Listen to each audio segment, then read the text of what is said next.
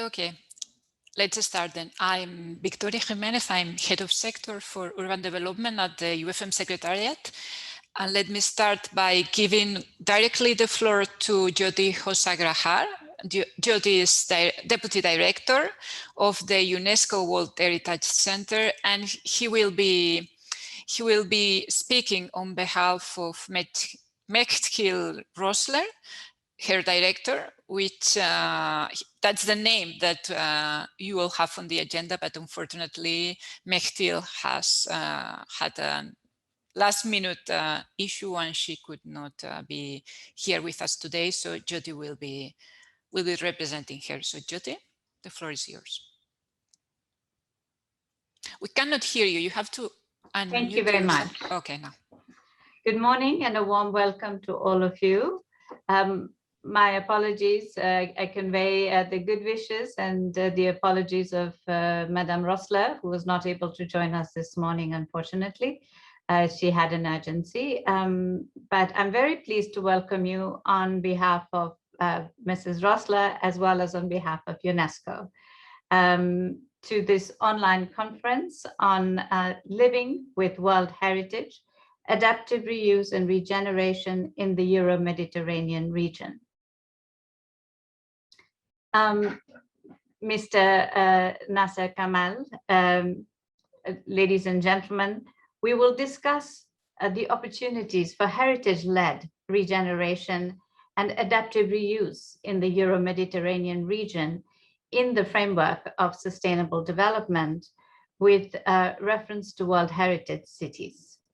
First, I'd like to express my sincere thanks to our colleagues from the Union for the Mediterranean, the UFM, for their continuous collaboration and support in the implementation of the World Heritage Convention. The recently launched UFM Strategic Urban Development Action Plan 2040 for sustainable, resilient, and inclusive cities and communities in the Mediterranean, and the UFM Housing Action Plan for Affordable and Sustainable Housing included substantial references to the World Heritage Convention and inputs on the UNESCO 2011 recommendation on the historic urban landscape, which we also call the HUL recommendation, and references to the protection of World Heritage properties and the implementation of the 1972 Convention. It is a pleasure for the World Heritage Center to collaborate again with the UFM with this workshop, which will explore some key issues around integration of urban heritage management and sustainable development processes. Cities and urban settlements are growing exponentially everywhere, according to the studies on population distribution by the United Nations. The number of people living in urban areas is expected to reach 68% of the world's population by 2050. In particular, the Mediterranean region is among the most densely populated areas around the sea in the world, with a population that has doubled over the past 40 years, reaching 512 million in 2018. And it is expected to grow by an additional 182 million inhabitants by 2050. The coastal strip is becoming increasingly populated and built up and concentrates most of the major cities, many transport routes, roads, ports, airports, industrial and energy infrastructure. The Euro-Mediterranean region is also home to more than 150 UNESCO World Heritage cities that testify to its rich, long and multi-layered history. Numerous historic cities around the Euro-Mediterranean region call for special attention to traditional forms of urbanization and the conservation of unique architectural and urban heritage, including some of the most impressive achievements in urban design and architecture. Rapid and unplanned development of major urban areas, coupled with increasing impacts of climate change, has caused a fast decline of many historic city centers, raising concerns on the state of conservation of World Heritage properties, endangering cultural heritage, the urban heritage, and unique identity of the Mediterranean region. The Task Force on Culture and Resilient Tourism was established last year with the advisory bodies to the World Heritage Convention, ICOMOS, IUCN, and ICROM, to strengthen the resiliency of urban communities and World Heritage properties in response to the COVID-19 emergency. In the same framework, the UNESCO launched with National Geographic the World Heritage Journeys, the first ever sustainable travel platform for World Heritage, supporting with marketing tools and global visibility, 37 World Heritage sites, including cities. Through webinars, debates, and surveys, the process will result in a roadmap that outlines a strategic approach for tourism to support heritage values, rejuvenate communities, and protect nature. More recently, on 26 April, UNESCO World Heritage Center and the Group for Earth Observation Secretariat, GEO, and the GEO-Greek office launched the Urban Heritage Climate Observatory, aiming to bring together experts and stakeholders from relevant fields of climate change, Earth observation, and urban heritage to help understand and document the impact of climate change on World Heritage cities. The impact of climate change is particularly critical in the context of urban heritage, including cities in the Euro-Mediterranean area. I want to recall here that the World Heritage Operational Guidelines, paragraph 119, also indicates that properties may support a variety of ongoing and proposed uses that are ecologically and culturally sustainable and which may enhance the quality of life and well-being of communities concerned. The state party and partners must ensure their use is equitable and fully respects the outstanding universal value of the property. I quote this here as we begin our discussions this morning about adaptive reuse and urban regeneration in the context of historic cities, because there has been in the past a sense that and some people believe that in fact heritage properties are meant to be just preserved in its pristine condition and not to be used. And in fact, the World Heritage Convention includes this paragraph regarding its use in a sustainable manner, especially for the well-being of local communities. Even more, in the text for the Historic Urban Landscape recommendation, and I'm going to quote here, the historic urban landscape approach is aimed at preserving the quality of the human environment, enhancing the productive and sustainable use of urban spaces while recognizing their dynamic character and promoting social and functional diversity. It integrates the goals of urban heritage conservation and those of social and economic development. It is rooted in a balanced and sustainable relationship between the urban and natural environment, between the needs of the present and future generations, and the legacy from the past. So in fact, this is very much at the heart of both the HUL recommendation and the World Heritage Convention includes this idea of use, especially in the context of sustainable development. Finally, I would like to recall that this year is the 10th anniversary of the HUL recommendation and encourage all cities to help promote and reinforce the messages towards a sustainable urban development. I would like to highlight that the shifting emphasis on well-being in cities in the face of the ongoing sanitary crisis is a critical reminder that cultural heritage and the natural environment form a harmonious whole, even in historic cities. Historic cities, compact and walkable, with mixed-use, sociable streets and public spaces integrally linked to waterfronts and urban greens, have long offered alternative low-carbon models for livable cities.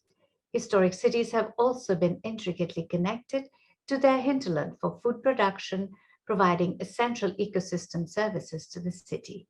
Many cities had already adopted or had been considering urban farming, non-motorized transport, and renewable energy. A historical understanding of the relationship of cities and settlements with their wider landscape and region from the perspective of the A2L recommendation would help urban response and recovery with heritage conservation strategies. I'm very pleased to be part of this, and I'm speaking now on behalf of Mrs. Rossler. I'm very pleased to be part of this UNESCO UFM conference, a great opportunity to collectively address issues related to urban regeneration and World Heritage cities in the delicate coastal area of the Euro-Mediterranean region in particular, and sharing tools, practices, and expertise to protect, manage, and promote our heritage sites. Thank you very much. Thank you, Jyoti. We count on keep on collaborating with you in the near future. Absolutely. And now I give the floor to our Secretary General, to the Secretary General of the Union for the Mediterranean, His Excellency Mr. Nasser Kamel. The floor is yours. Thank you. Thank you very much. Good morning to all of you. And especially to Deputy Director Jyoti Hosagrahar. I hope I'm pronouncing it correctly. And to all the ladies and gentlemen who are following us today. It's actually a real pleasure for me to welcome all of you to this event on behalf, of course, of the UFM, or the Union for the Mediterranean. We are all aware of the human-induced pressure that are on the rise worldwide, but especially in our region, the Mediterranean, within the last, I would say, 3 decades. Those pressures, we all know, have been accumulating specifically in our coastal zones.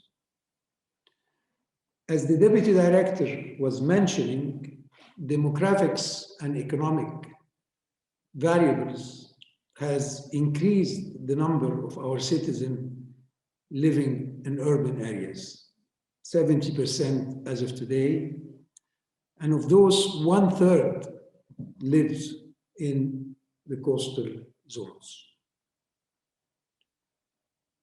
We also know that the Mediterranean is one of the most prominent, unfortunately, hotspots of climate and environmental change in the world. The UFM has helped produce a groundbreaking report by over 80 scientists on the impact of climate change on the environment in the Mediterranean, which clearly shows that we will be very soon dealing with multiple stresses and systemic failure all at once. Climate change has the potential, I must say, to disrupt lives and economic activity in our region. The report shows that sea level rise may exceed 1 meter by the end of the century, which could affect, if it happens, and no mitigation or adaptation measures are taken, 1/3 of the region population. We also know, according to this report and others, that 20 global cities likely to suffer, that half of the 20 global cities likely to suffer the most from sea level rise are actually Mediterranean cities. In my home country, Alexandria, one of the largest and most populated city on the Mediterranean shores, is facing some serious risk, if I may say so. Cultural heritage, as mentioned by the Deputy Director, is not only, as she said, our heritage that should be maintained in a pristine way, but also is a means of local livelihood and development in the Mediterranean cities that are all historical to a certain degree. And those sites near the Mediterranean Sea could see significant damage from sea level rise in the next 2 to 3 decades if no serious actions are taken in terms of adaptation and mitigation. So, for a more sustainable Mediterranean, we do need to mobilize collective policy responses and actions for sustainable systemic adaptation to the changing circumstances. Of course, Agenda 2063 and also 2030 Agenda, the European Green Deal, and the collective emergent response to COVID-19 do provide a perspective, along, of course, with other key global and regional policy framework on how to move forward. And likewise, the UNESCO 2011 recommendation on the historic urban landscape has proved its enduring value as a holistic approach to sustainable urban development. And this has been going on for a decade now.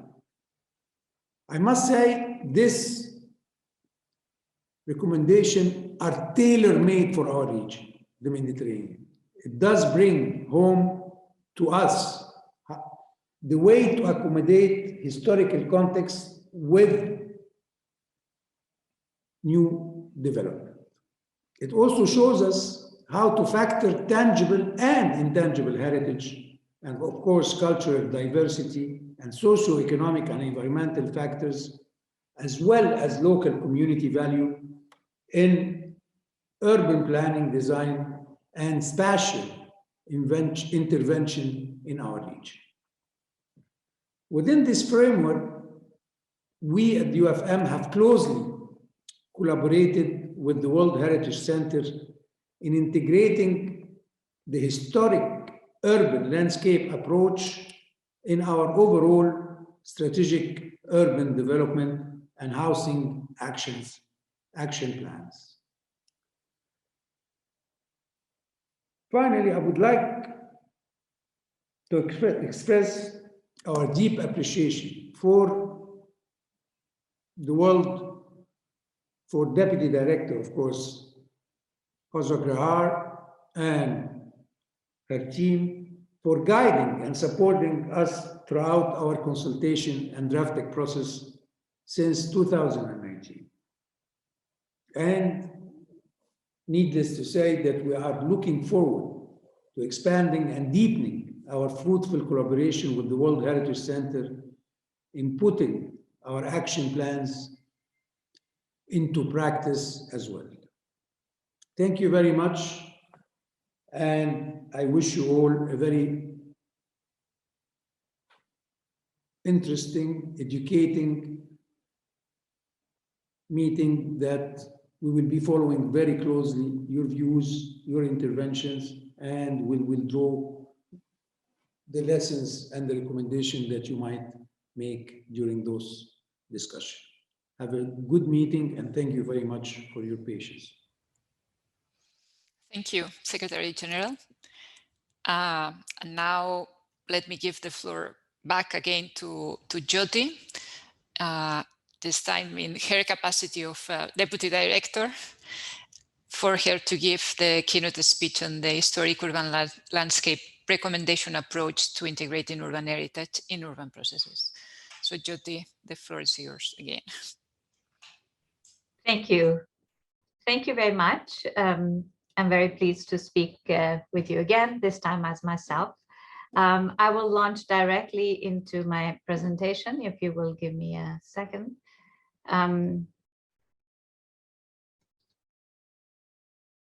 I hope everyone can see my screen. Okay. So I want to talk a little bit about the historic urban landscape recommendation, as well as about its relationship to adaptive reuse and regeneration, the main topic for today and tomorrow's discussions. So we're seeing, as was mentioned earlier, that urban heritage is today facing a lot of pressures. We are witnessing the largest human migration in history, with more than half of the world's population living in urban areas, with rapid and uncontrolled urbanization frequently resulting in social and spatial fragmentation and in a drastic deterioration of the quality of urban and rural environments. Urban heritage includes its tangible and intangible components, constitutes a key resource in enhancing the livability of urban areas. As the Secretary General just pointed out, the Euro-Mediterranean region is particularly rich in the tangible and intangible heritage components. They also foster economic development, social cohesion, and in a changing global environment. Historic cities and traditional settlements have often developed resilient features that contribute towards adapting to challenges like climate change, including by controlling carbon emissions and mitigating its impacts on communities and built fabric. As the future of humanity hinges on the effective planning and management of resources, conservation has become a strategy to achieve balance between urban growth and quality of life on a sustainable basis. The integration of urban heritage in urban planning processes is essential to harness the potential of heritage to contribute to sustainable development in cities and ensure a sustainable, people-centered management of cultural heritage assets. Modern urban conservation policies, as reflected in existing international recommendations and charters, have set the stage for the preservation of historic urban areas. However, present and future challenges require the definition and implementation of a new generation of public policies identifying and protecting the historic layering and balance of cultural and natural values in urban environments. In the course of the past half-century, urban heritage conservation has emerged as an important sector of public policy worldwide. It is a response to the need to preserve shared values and to benefit from the legacy of history. However, the shift from the emphasis on architectural monuments primarily towards a broader recognition of the importance of social, cultural, and economic processes in the conservation of urban values should be matched by a drive to adapt the existing policies and to create new tools to address this vision. Conservation of urban heritage should be integrated into general policy planning and practices and those related to the broader urban context.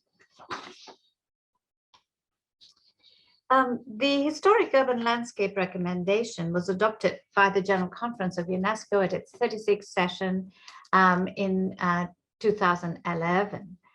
The recommendation calls on member states to integrate conservation and management of cultural heritage in cities and settlements with policies and practices for sustainable urban development. It is a soft law to be implemented by member states on a voluntary basis, an additional tool to integrate policies and practices of conservation of the built environment into the wider goals of urban development in respect of the inherited values and traditions of different cultural contexts. It applies to all historic cities, not only to World Heritage cities.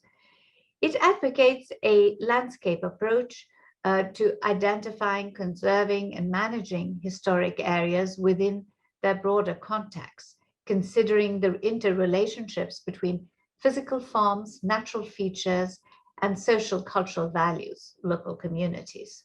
Heritage in this approach is recognized as an intricate part of its larger setting, the geographical, historical, social, and cultural context. The HUL recommendation emphasizes an approach that views the historic center or ensemble, recognizing it as an intricate part of its larger setting, its geographical, historical, social, and cultural context. It advocates looking at historic urban areas as composed of layers of historic, economic, social, and spatial relationships between the built heritage, natural environment, and local communities. These layers include natural and cultural, tangible and intangible, universal and local heritage values present in any city. These heritage values should be taken as a point of departure in the overall management and development of the city. Contrary to a preservationist perspective that rejected any change at all in urban heritage, this innovative standard-setting instrument argues for the integration of heritage conservation with urban development plans and processes in order to manage change and to protect heritage values, in particular for World Heritage Cities, the outstanding universal value, or the OUV, in the case, as I said, of World Heritage. The approach to managing historic urban areas is holistic by integrating the goals of urban heritage conservation with those of socioeconomic development. This method sees urban heritage as a social, cultural, and economic resource for the development of cities and settlements, big and small. So the Hull approach creates a shift in focus from monuments to the urban fabric as a whole and beyond the notion of the historic center. At the same time, this understanding considers the city as a process that is characterized by both change and stability in time.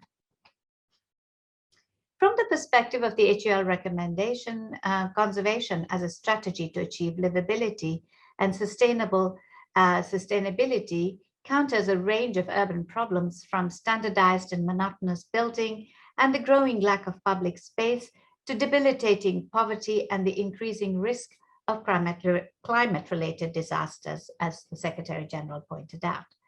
As a forward-looking instrument, it embraces the idea that cities and settlements can harness the power of culture to make them vibrant, economically and socially inclusive, and environmentally sustainable.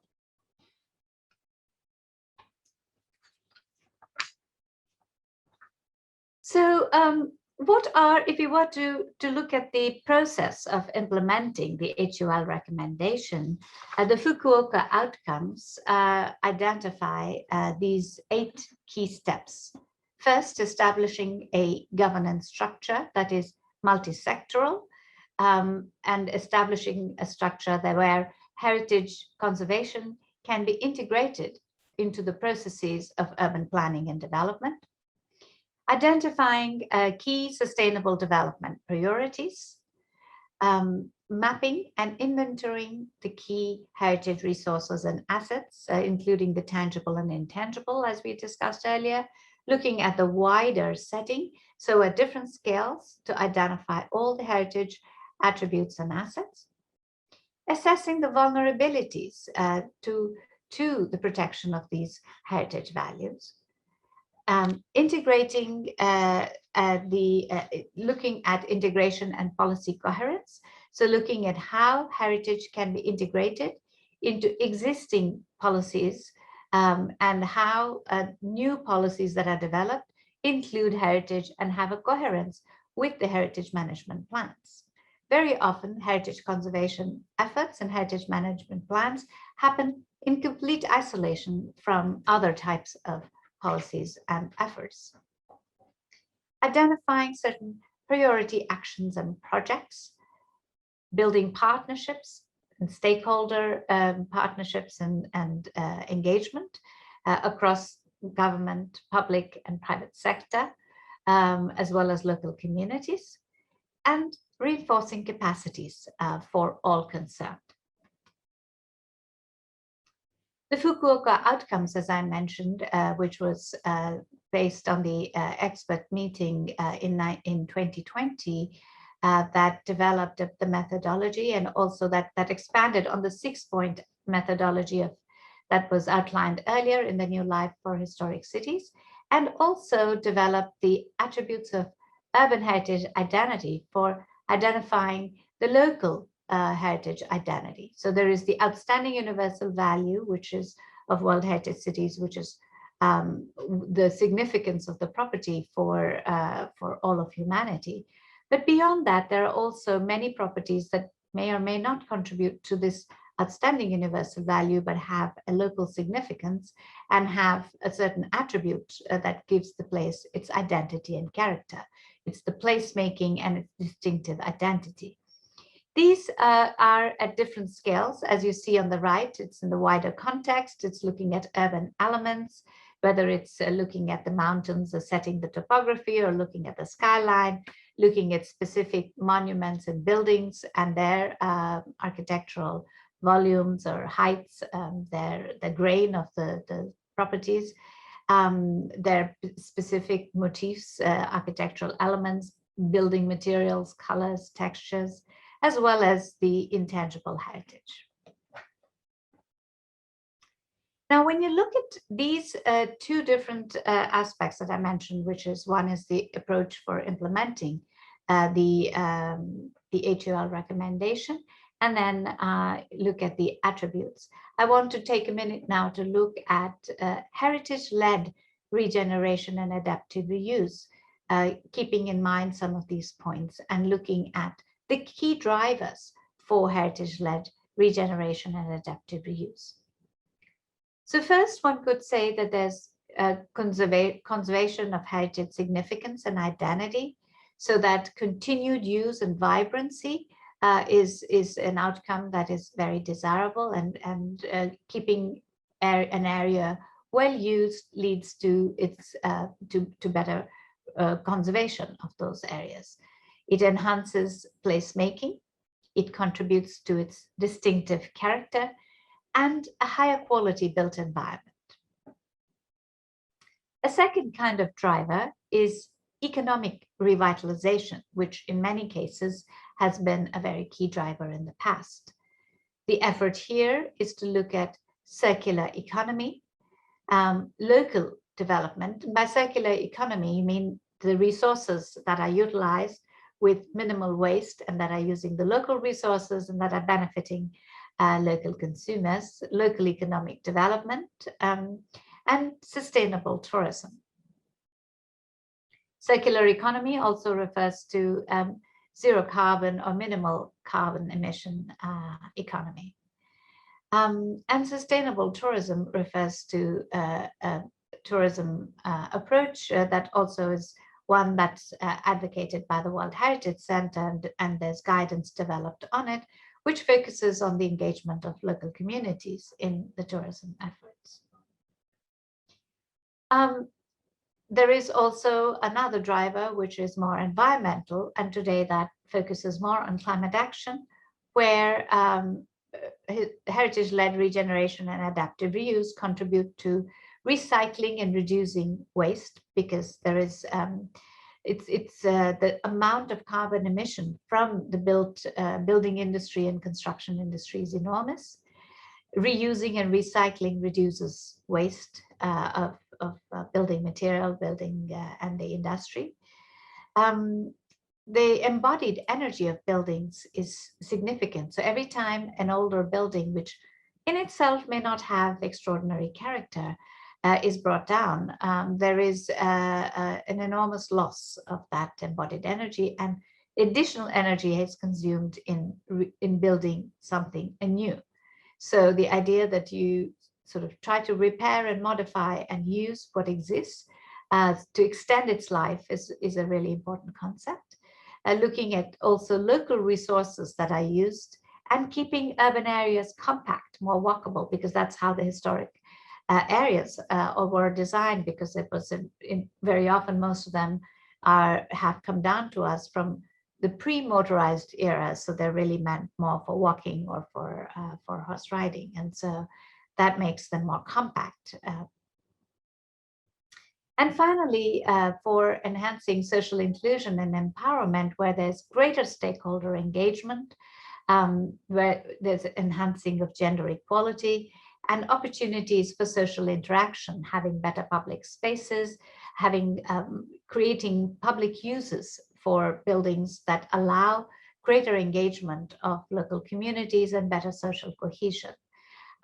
This is very important to look at this range of drivers, because very often it's assumed that urban regeneration is only led by economic motives of economic growth, but in fact there can be many others. The key steps, if I might identify some key steps, and of course we will hear many case studies and discussions during the next 2 days that will help us to further reflect on these different steps and refine them and identify new approaches. The first is to identify the heritage attributes, the OUV, as well as I said, the local attributes that enhance and that provide the conditions for integrity and authenticity of World Heritage sites. Identifying existing stakeholders as well as future beneficiaries, because we shouldn't assume that those who are benefiting from a property at the current moment, following the adaptive reuse or following the urban regeneration interventions, may not be the key beneficiaries. And this is often an issue that needs to be very carefully carefully studied and managed. Sustainable development objectives, as the Secretary General pointed out, and as is very clear, this is an area that's very vulnerable. And so we're not looking only at economic growth as the key driver, but we're looking at the many different sustainable development objectives. And given that Culture 2030 and Culture 2063 are very, the advancement of looking at sustainable development, the Agenda 2063 and the Agenda 2030 are very key. So being able to identify what more specifically is the objective of the urban regeneration and adaptive reuse is very key. And then, of course, it's a lot rides on design. And we're very delighted today to be having with us the International Union of Architects also to be talking to us about this. So the design solutions have to have minimal modifications so that as much of the old material, the significance, the forms are retained, and only those modifications made as are absolutely necessary. And finally, any changes that are made are encouraged to use local materials and traditional construction techniques as a way to also enhance that local use and enhance the local economy.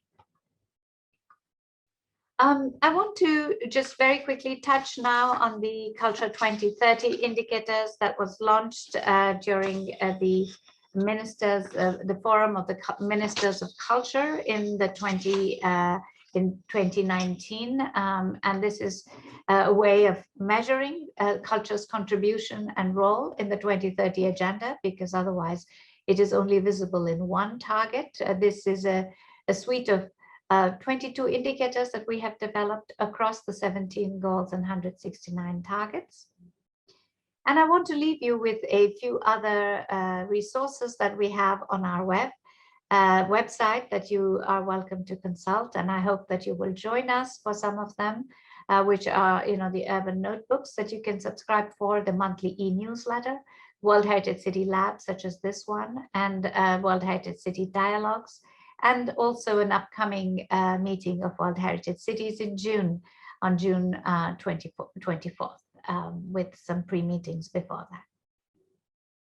We also have launched the Canopy platform for innovative practices and strategies for looking what the Canopy World Heritage platform or World Heritage Canopy identifies innovative strategies that are for heritage-based solutions for sustainable futures. Thank you very much. I leave you with this and look forward to hearing all the wonderful experiences and innovative ideas during the rest of the session. Thank you very much. Thank you, Jyoti. Well, we will be seeing a couple of case studies in a minute, but before that, we have a presentation of Hugh Beckard from the Directorate General for Education, Youth, Sport and Culture of the European Commission that will be referring to the new European Bauhaus initiative and its links to cultural heritage. huge. If you're here, okay. Yes. The floor is yours then. Yeah, thank you. Good morning, everyone. Thank you for having me. So indeed, I've been asked to make a presentation of the new European Bauhaus, but I will also say a few words on different sets of quality criteria for heritage and architecture. So I will try to stick to the 10 minutes. So I will share my presentation immediately.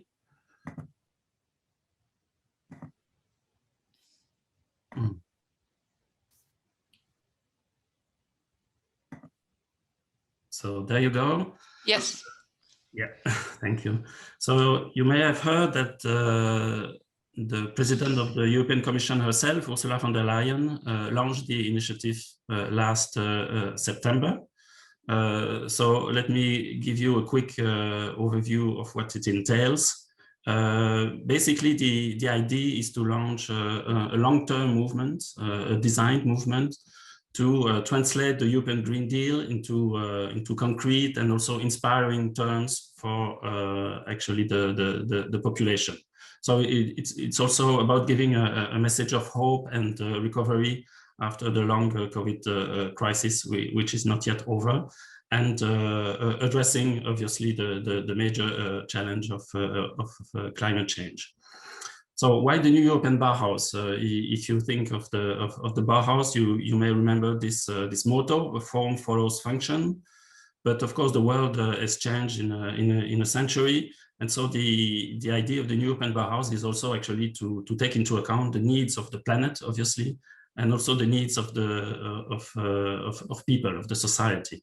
And so this is a different purpose. So this is obviously an environmental initiative, also an economic one, but it's also to be a cultural project for two different reasons. Because first of all, of course, we need the creative input of architects, designers, artists to actually innovate and imagine new solutions, actually to make the Europe more sustainable. But also because it's not only about actually buildings or sites, it's also about how we actually live in those spaces, how we inhabit the world. So it's about also lifestyles, sorry. So the scope is clearly beyond buildings. It's about places, it's about spaces. So this includes urban landscapes, heritage sites, of course. So when we talk about the built environment, it's really this holistic, integrated approach, including all its elements. And basically, the challenge is to combine three different dimensions for this new movement: sustainability, of course, aesthetics and quality, and the social inclusion dimension, which also means affordability and accessibility. So really the challenge is how to combine these different dimensions, so more sustainable, more beautiful, and together.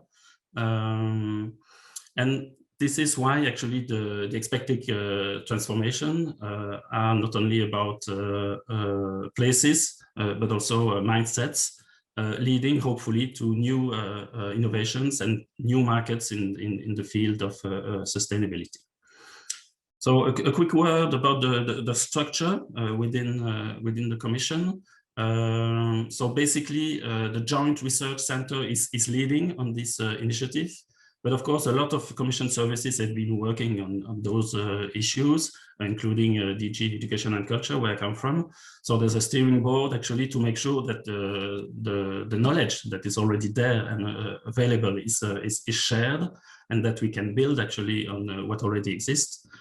And then a high-level roundtable was also set up, so with external experts, architects, designers, but also climate activists, entrepreneurs. So a mix of profiles, so 18 altogether. It's not an expert group, but it's a sort of advisory body accompanying the process. If you sorry, Hugh, if we see in the PowerPoint like two black bars that I think that is probably the chat or the list of participants, or if you can move that from your screen. Yes, if you can move this one, yes. And better? yes, we still see it, but at least smaller now. And then we see another horizontal one at the top of the presentation. Okay, I'm sorry about this. I see only, you know, a horizontal line. Well, yeah, can you minimize something here? Or at least now it's better. Yeah, okay. I'm sorry about that. It's been minimized. Okay. I don't see what else I can do unless you. Oh, no, it's better now. It's better now. Okay, we can sorry, continue. Sorry about that. So high-level roundtable. A word on the timeline, because there are actually 3 stages planned. The first one is the design or co-design phase, in which we are now. Because actually there's no predetermined plan. The idea is, since it's about creating a multidisciplinary movement, the idea is really to actually create a sort of forum, platform, with many conversations actually feeding into the design process. And this is what we are doing right now. This will last until, let's say, basically summer. And then in September, some concrete proposals will be made with calls for proposals. And then the dissemination phase will be also very important for some of the participants today, because it will have a more international dimension. So let's focus very quickly on the design phase. Because this is actually the place where you can make your voices heard. There are different ways to contribute, and actually it's open to everyone beyond the EU. So one of the 3 ways to actually contribute is to share your views, your ideas, your utopias. You can even share pictures to tell us how the new European Bauhaus could or should look like. So this is very open. Another way to do so is actually to host an event or a conversation to actually collect different opinions or perspectives or proposals on the new European Bauhaus. And the third one is actually to, so you can see we've received already more than 1,000 contributions. And the third way to actually contribute is to become a partner, an official partner of the new European Bauhaus. And this is actually also possible for non-EU organizations, as long as they also organize activities in the EU with EU citizens. And there the idea is really to identify key interlocutors who can contribute to the movement because of their outreach capacity, because of their network, and obviously because they focus on at least one of the 3 dimensions of the new European Bauhaus. So we have already actually labeled, if I may say, over 100 partners, but actually many more have applied, and a lot come from the cultural and creative sectors, including heritage. So Europa Nestra, for instance, is already one of the partners of the new European Bauhaus. Well, you can see some of the logos, but of course there are also housing associations, universities, and so on. A big event was actually already organized at the end of April with workshops and interactive sessions. Over 8,000 people participated. So it gave a further impulse to actually to the movement. What is new and could be of interest to you is actually the new European Bauhaus prizes. Which have 2 strands actually. One for completed projects, but one actually for ideas and projects of young talents, so below people aged below 30. And you can see that in the 10 categories that have been proposed, one is fully dedicated to heritage, but also urban regeneration is also, as we've seen, often closely linked to heritage. So there are different ways contribute, and actually even non-EU residents can participate as long as the project is actually based in the EU. So the deadline is until the end of May, and the idea there is again to collect inspiring examples to feed into the design process of the new European Bauhaus. And let's say that the format of the prize will change next year, because then the movement will be in full speed. So as I said, design phase until the end of June, basically. So it's still open. Feel free to contribute and to participate. And then a number of actually calls for proposals will be published in September to launch pilot projects to, in a way, materialize what the new European Bauhaus could be at national or local level, and different existing programs will contribute actually to the funding of those projects. We can assume that Horizon Europe, for instance, the EU research program, and also the regional funds will contribute, but more details will be given later. So here you can find all the links for further information, and if you wish to contribute or participate in the prizes, so don't hesitate. Before I stop, I would like to share actually a few resources which are closely linked actually to the theme of the webinar. Adaptive reuse, but also quality architecture. You may remember that 2018 was the European Year of Cultural Heritage, and under that framework, actually 2 initiatives were launched. One was about actually the adaptive reuse of the built heritage, which ended with a conference and a declaration on actually a number of highlighting the benefits of adaptive reuse, as actually Jyoti has just done, and also giving a number of quality principles. And this was adopted by Europa Nostra and the Architects Council of Europe, for instance, and other heritage stakeholders. And then you may know that with the e-commerce, actually, a report was published with the European Quality Principles for Cultural Heritage Interventions. This is a scientific document with a number of quality principles, a checklist, and so on. A new version has just been published, so I think this is also very useful for our debates. And then finally, actually, as part of the Davos process, so in 2018, a declaration was signed towards a high-quality bow culture for Europe, which was adopted by most, European ministers for culture. And in a way, one of the outcomes of this process is the Davos bow culture quality tool, which, as it happens, is going to be published today. So let me just give you a preview of the 8 quality criteria that have been identified actually to define what quality architecture or quality bow culture is.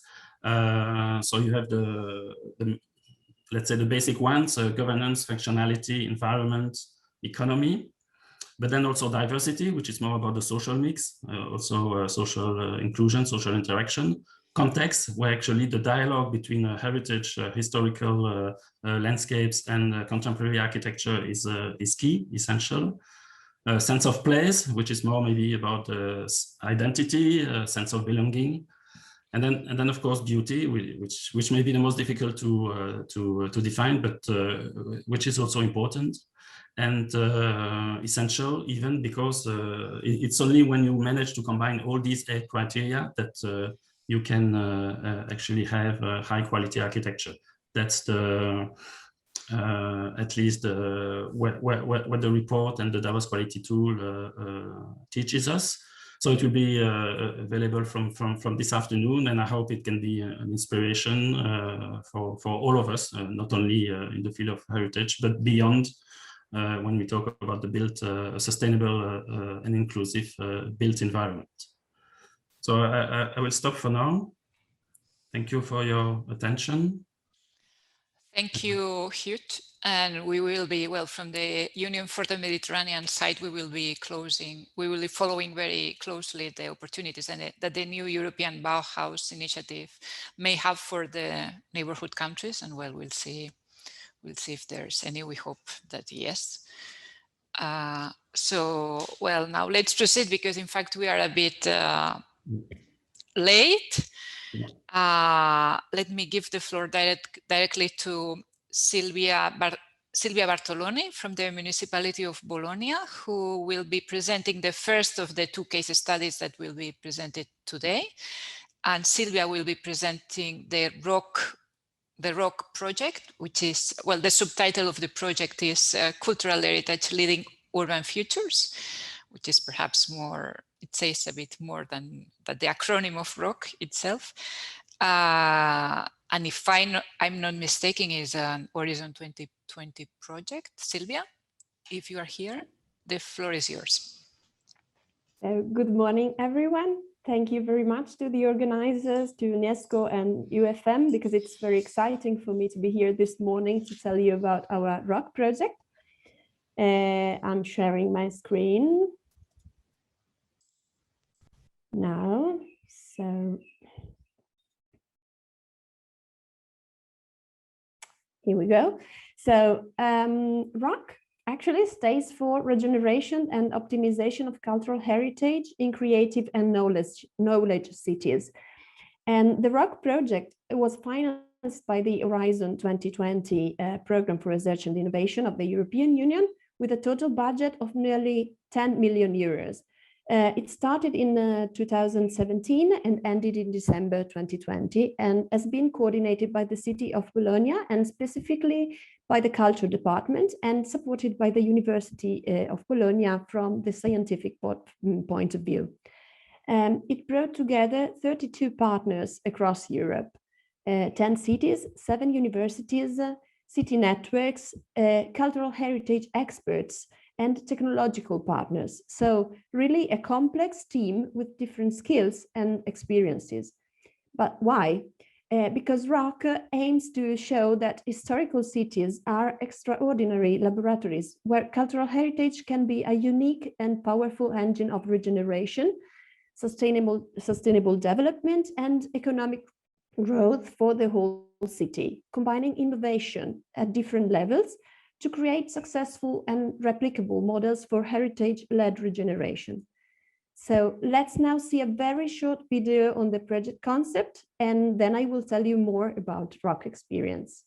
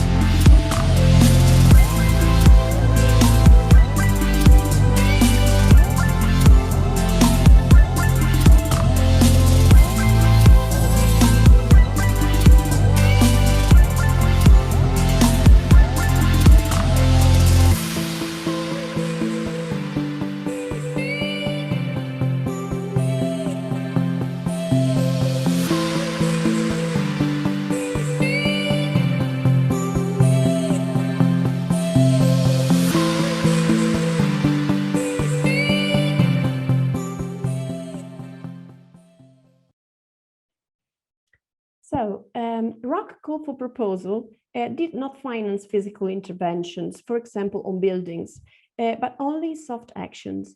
So ROC experiments strategies for the regeneration of historical centers, starting from heritage, both tangible heritage and intangible heritage.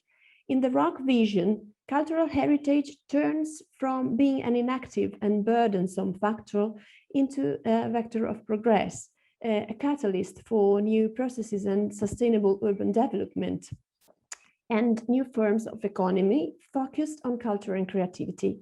The approach that ROC applies to urban regeneration is circular, integrated, and holistic, as you can see what we call the ROC circle on the left-hand side of the slide. Project actions were concentrated in 3 cities, Bologna, Lisbon, and Skopje, called replicator cities, which were supported by 7 role model cities with their successful examples of regeneration guided by culture and cultural heritage. Turin, Vilnius, Eindhoven, Lyon, Liverpool, Cluj-Napoca, and Athens. Being cities with very different local contexts, we decided to concentrate on 3 specific axes, which worked as guidelines for the implementation of pilot actions: accessibility, sustainability, and new collaborations. ROC followed an approach that we call research, action, research. This means a first phase of mapping aimed at identifying problems, gaps, challenges, but also resources of our historical city centers, and in particular of the selected areas identified as pilot areas for experimentation in each of the 3 replicator cities. This work has been carried out through the setting up of living labs in each of the 3 cities, involving all stakeholders of the specific area of future intervention since the very beginning of the project, in order to imagine together possible solutions and new scenarios of regeneration guided by cultural heritage. Then a second phase was obviously dedicated to action, also supported by testing of specific and innovative technologies for cultural heritage, but also new processes and new services. And I will tell you later about some practical example. And finally, we came back to research, taking the experience and data coming from actions and turning them into policy recommendations, into governance toolkits and financial schemes to be applied to similar processes, and into an integrated management plan, which I will also explain you later, all with a view to replicability. Just a few words now on living labs, because living labs have created the conditions for the implementation of ROC actions, but they have also been fundamental for the translation of cultural heritage-led ideas and concepts into action. And that's why we call ROC actions generative actions. This flowchart shows the key role of the ecosystem of stakeholders as agents of change in the different cities, with their specificities and different motivations, which go from achieving new audiences, for example, to stimulating attention on cultural heritage buildings or cultural heritage areas, to improving the citizens' quality of life, experimenting tools and technologies, and so on. And it also shows the role of living labs as constant facilitators of all the processes. In this flow, technologies habilitate some activities and data collection in order to measure impacts, especially in terms of new knowledge and innovation achieved. So what happened in our project cities? The 3 replicator cities, so Lisbon, Bologna, and Skopje, have reacted to the implementation process according to their site-specific features, meaning both social features and physical characteristics. But the selection of pilot areas in the 3 historical city centers in all cases required the inclusion of minority groups, the consideration of social conflicts, the difficulties in the mindset change of residents, and the application of participatory processes, which, for example, in the specific case of Skopje, in the Republic of North Macedonia, was really a new experience. So here you can see, for example, the starting situation of the 3 cities And just a very quick overview. In Lisbon, ROC worked to place the Living Lab into the heart of Marvila area, which is a former industrial area very close to the historical and touristic center, but affected by isolation and gentrification threat. Bologna selected the university area, called the U area for the project, located in the heart of the historical center and characterized by the highest concentration of cultural heritage in the city, but at the same time affected by phenomena of decay and social conflicts between residents and students. And last but not least, Skopje. In Skopje, ROC brought a strong cultural change, working on the Jewish ghetto and the old bazaar area, and experimenting for the first time participatory processes, which succeeded in bringing institutions to collaborate and work together on cultural heritage. So finally, some practical examples from the city. ROC has worked really on a wide range of aspects. So this is obviously just a small selection among the most interesting results. In Lisbon, the Living Lab resulted into the so-called Interpretive Center, physically located in the Marvila Public Library, which is one of the few cultural spaces of aggregation and sociality in the Marvila isolated area. And the Interpretive Center gathered live experiences and memories from inhabitants, collecting a digital inventory of about 140 elements from the past heritage of the area, such as testimonial interviews, testimonial videos, recordings, and so on. And this is how the Lisbon Marvila digital participative inventory looks like. It is available in the library for everyone and will be kept alive and implemented in the future. Bologna. Bologna decided to work for a more sustainable, but also for a more accessible and inclusive university area, so that different new services, processes, and tools were developed, whose implementation will continue in the future. Some examples: inclusive guides and materials on the university area. You see here on the left side our new tactile maps located at the entrance of the university area and developed with nanotechnologies, avoiding the spreading of viruses. Then inclusive guided tours available at the tourism agency for visitors and citizens, and an app called Bo for All on Bologna City Center, which can be downloaded for free, where you can find cultural itineraries for everyone, but with a special attention to people with different kinds of disabilities, and therefore showing contents through videos, audio tracks, sign language, and so on. And finally, Skopje with its living lab called SKU, so Skopje Urban Living Lab, which has been one of the first real experiences of participation in the city, engaging the community in competitions of ideas in order to build regeneration actions together. From the ROC experience, Skopje is now finalizing the establishment of the Skopje Development Institute, which will continue the work made by ROC by making city administrators, university, and stakeholders work together on regeneration actions. Now let's give a quick look at technologies and sensors. As I said to you before, both ROC actions and their analysis have been supported by a range of technologies provided by project partners, technologies for cultural heritage, going from people flow or crowd monitoring systems to virtual reality, to environmental outdoor and indoor sensors, to innovative and experimental technologies able to sense people's emotions in cultural environments. And always to make some clarifying example, in Bologna, crowd analytic sensors were used to collect data on people presence and flows, for example, during events organized to enliven the pilot area, also in order to understand which specific place were underused or avoided by people due to, for example, a feeling of insecurity, and how these places could change if events were organized there, or if underused areas were given different reuse possibilities.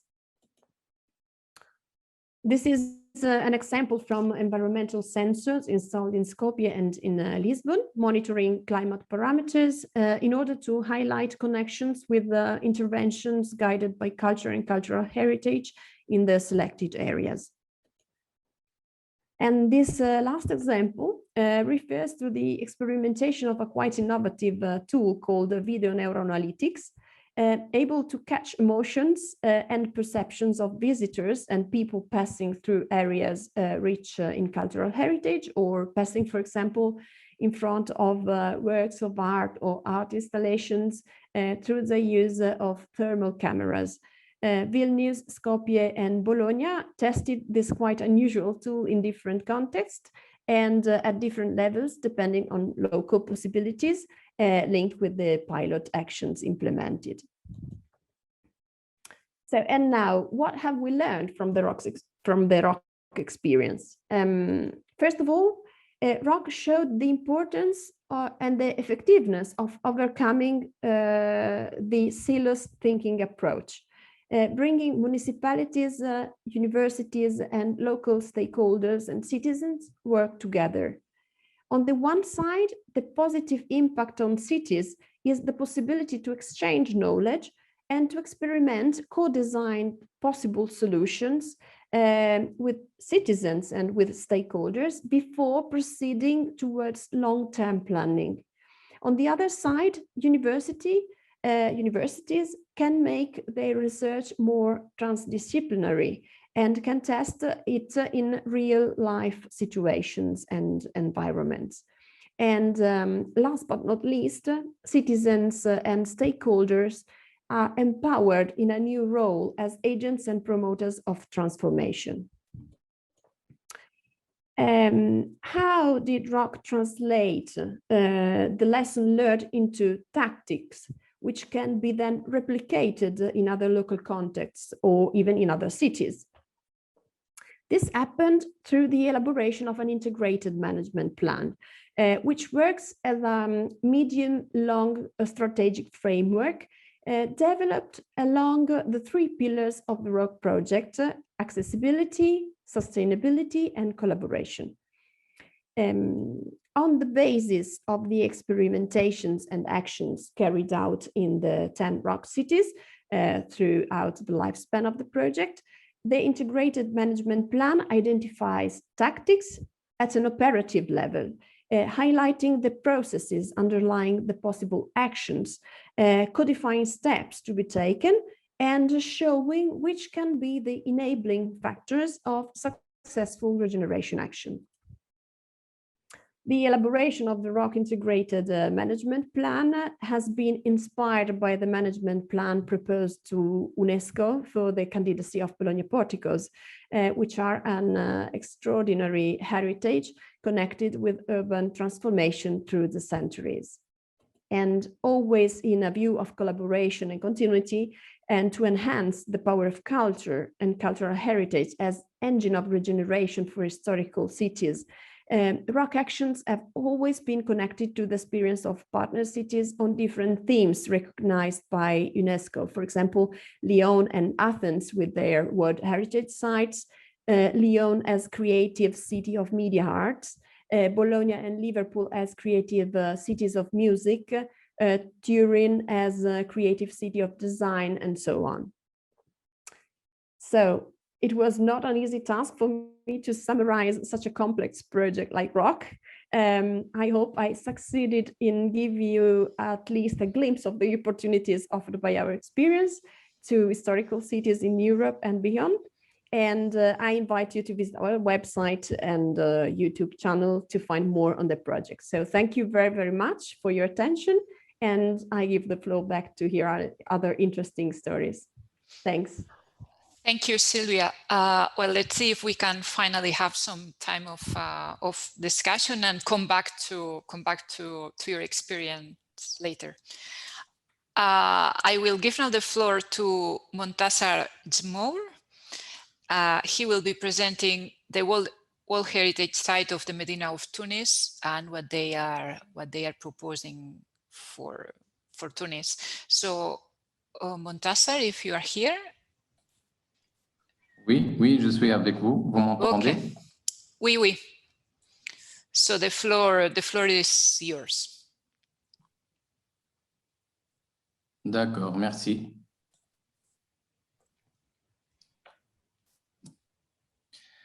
Bonjour à tous et à toutes. Donc, tout d'abord, j'aimerais bien remercier l'équipe du programme des villes du patrimoine mondial de m'avoir invité à présenter cette intervention en relation avec l'atelier virtuel de l'UPM sous le titre de « Vivre avec le patrimoine mondial » et qui se tiendra dans le cadre des activités du programme des villes du patrimoine mondial. Donc, mon intervention s'intitule sur le titre « Les centres urbains historiques, défis et enjeux, le cas de la Médina de Tunis ». Donc, cette présentation s'articule entre 6 grandes parties. La première partie concerne le contexte général du secteur sauvegardé de la Médina, le contexte institutionnel et législatif responsable de la conservation et de la sauvegarde. La quatrième partie pour présenter les problématiques dont souffre le secteur. Cinquième partie, les objectifs à atteindre et la dernière partie, c'est les actions à entreprendre.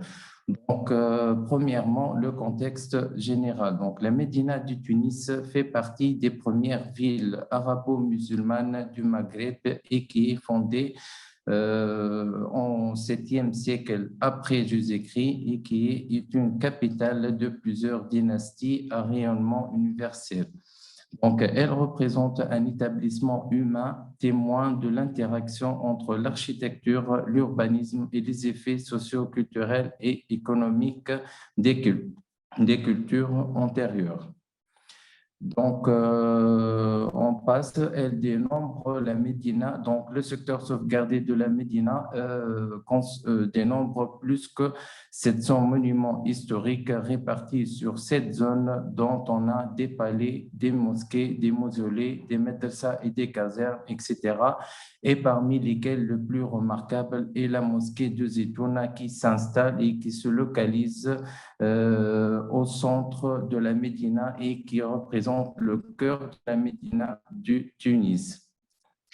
Donc, sur le plan urbain, donc la Médina de Tunis, elle couvre une superficie de plus que de 180 hectares et présente toutes les composantes d'une ville arabo-musulmane constituée sous une forme ovale entourée par une muraille contenue et dominée par une kasbah et se divisant en une Médina centrale qui est représentée par la couleur rose et autour du noyau initial de la mosquée Zitouna et en 2 faubourgs, un faubourg nord qui est représenté par la couleur, la délimitation orangée et un faubourg sud représenté par la couleur rouge.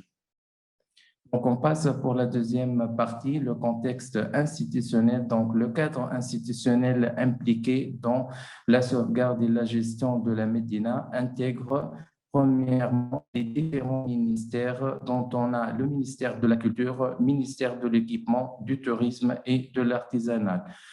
Aussi, les unités culturelles associées à ces ministères dont on a l'IMP, qui est l'Institut national du patrimoine, la INVPPC, l'Agence de mise en valeur du patrimoine et de la promotion culturelle, la RU, l'Agence de réhabilitation et de rénovation urbaine, l'ONTT, l'Office national du tourisme tunisien et les municipalités avec leur administration régionale.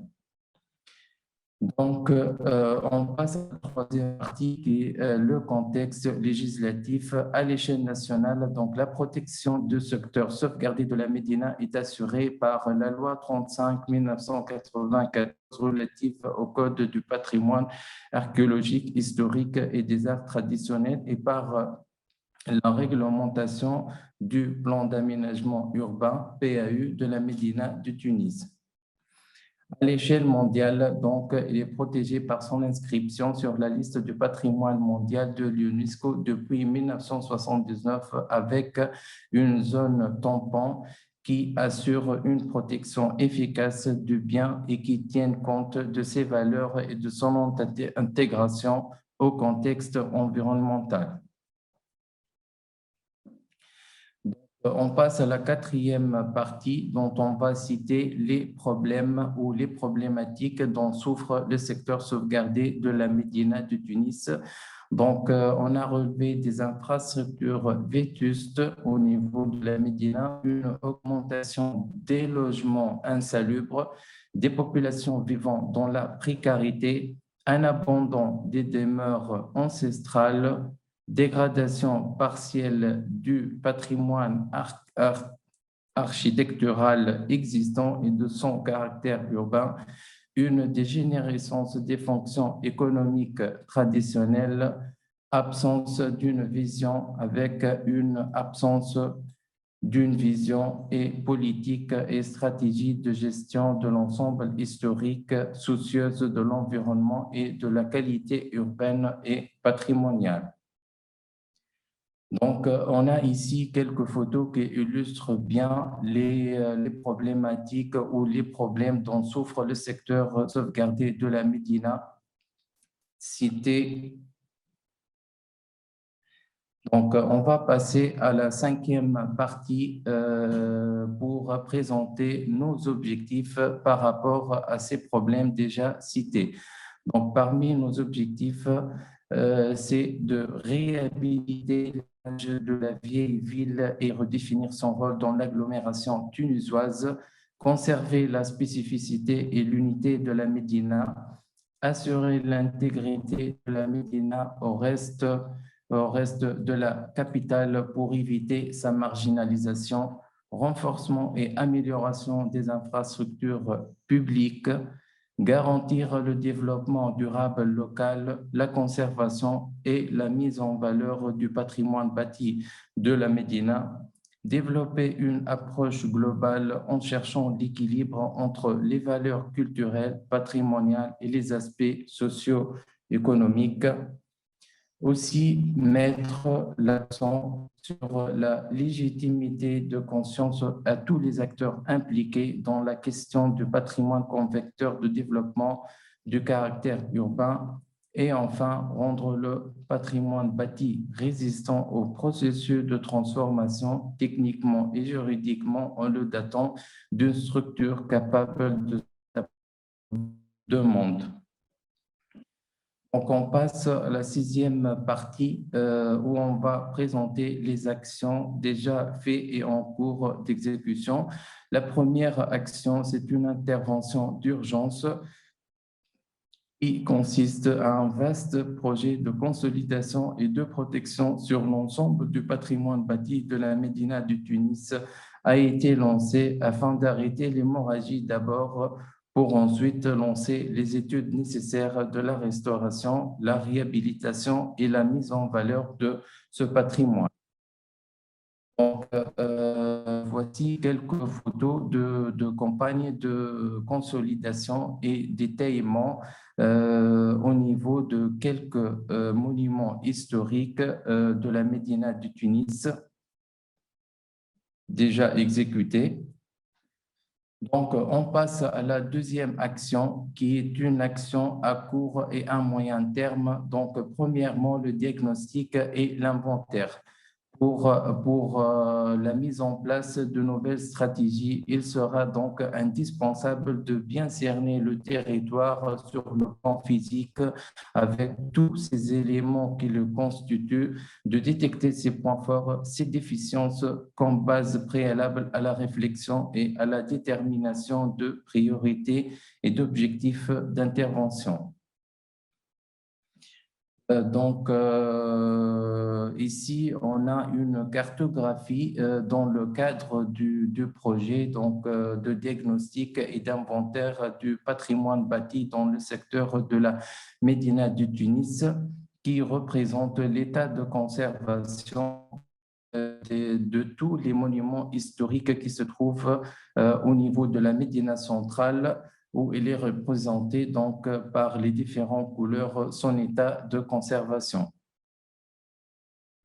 Une autre cartographie donc, qui représente ou qui identifie les interventions déjà exécutées sur les monuments historiques qui se trouvent sur tout le secteur sauvegardé. En vert, on a les monuments qui ont été réaménagés. En orangé, donc les bâtiments en ruine, et en jaune, les bâtiments qui sont rasés.